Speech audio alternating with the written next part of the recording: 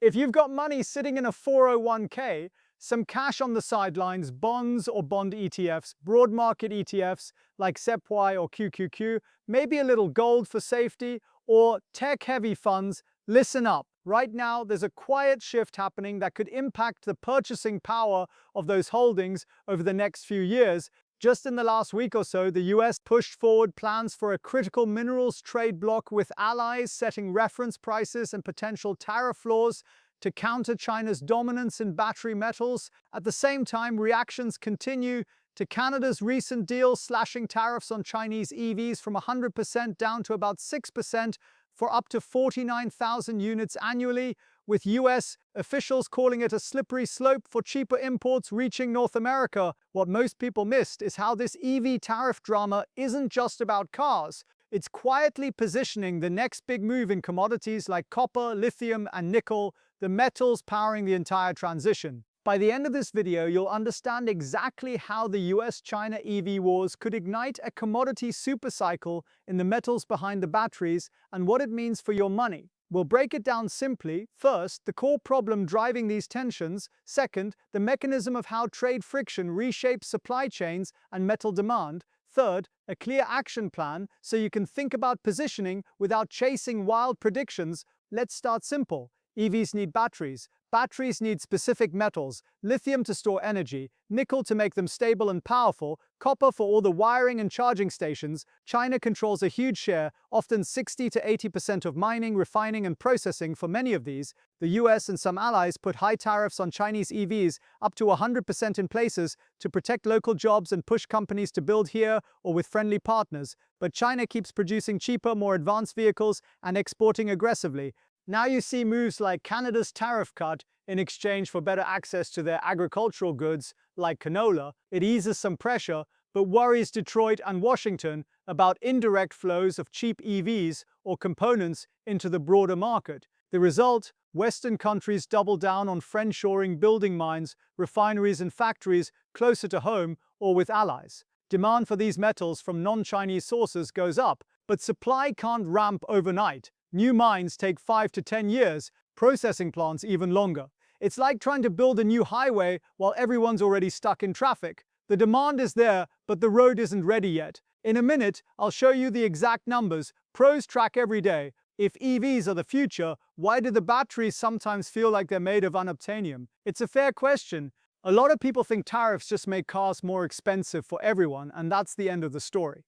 But they also force investment into new supply chains. That can create a real squeeze on metals longer term, not a guarantee, but it's how cycles often start. Pros don't stare at car sales headlines. They watch battery metal inventories on exchanges like the LME or Shanghai. They track new mine announcements because delays are common. They monitor China's export policies. Restrictions on graphite or rare earths have happened before, and they follow incentives like US subsidies for domestic production. Take copper. Each EV uses about 3 times more copper than a gas car for motors, batteries, charging. If tariffs and policies push more local battery and grid build-out, copper demand jumps fast. Nickel struggled last year with oversupply worries, but as batteries shift toward higher nickel types for better range, that could flip. Lithium stays volatile, but annual demand growth still sits in the 15 to 20% range in most outlooks. How many EVs do you think we'll need globally to meet climate goals? The metal demand numbers are honestly staggering. Think back to the 2000 commodity boom. China built cities at scale and pulled in massive amounts of steel, copper, iron ore. Prices went wild for years. Not saying it's identical, but the pattern rhymes. A structural demand surge meets constrained supply, plus trade barriers adding friction. Another myth, China will just keep flooding the market forever with cheap metals. Reality is, tariffs and export controls are fragmenting supply chains. Costs go up for everyone, but that opens doors for producers in Australia, Canada, the US, and others to scale up. If you're holding broad market ETFs or tech funds, which often have EV exposure through companies like Tesla or suppliers, this commodity shift could bring tailwinds or extra volatility.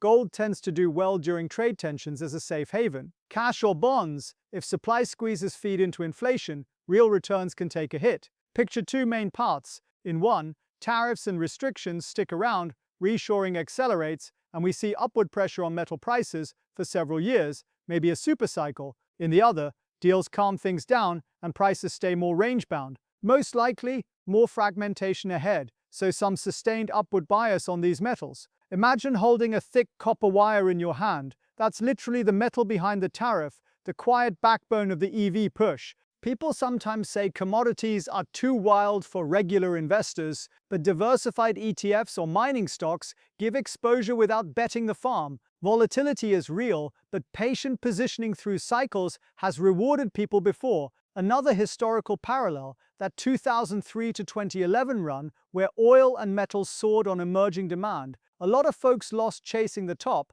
but early measured positions did well. The takeaway? Watch the indicators, not just the noise. This isn't financial advice. Always do your own research or talk to a professional. Here's how to think about your portfolio. If your main goal is long-term growth over 10+ years and you can handle some ups and downs, consider a small slice, maybe 5 to 10%, in diversified commodity ETFs focused on battery metals or miners. If your horizon is shorter, under 5 years, or you want more stability, keep broad diversification and perhaps tilt toward gold or inflation-resilient assets. If you're already heavy in tech or broad ETFs, just know you might have indirect exposure through EV supply chains. For a watch list, keep an eye on LME copper, nickel, and lithium prices every week or two. Stay current on US-China trade headlines, new tariffs, deals, or restrictions. Track announcements on new mines or processing plants, especially in places like Australia or Canada, and follow quarterly EV sales data from major markets. Risk management stays simple, keep positions small, only what you can afford to see swing, spread exposure across a few metals or vehicles instead of one bet, avoid leverage. Commodities move hard enough on their own, set regular review points like every quarter, and have a clear plan for what changes your mind, like a major supply breakthrough or a big de-escalation. To wrap it up, US-China EV tensions are pushing supply chains away from heavy China reliance. That shift drives demand for key metals like copper, lithium, and nickel. It could spark a commodity supercycle over the coming years. We've covered the basics, what the pros watch, and practical ways to think about your own holdings. The real story isn't the car fight on the surface, it's the metal behind the tariff that could quietly reshape portfolios for years to come. If this helped connect the dots for you, hit like, subscribe for more macro breakdowns like this, and drop a comment. Which metal are you watching closest right now? Check the description for watchlist links and resources. Thanks for watching. Stay curious out there.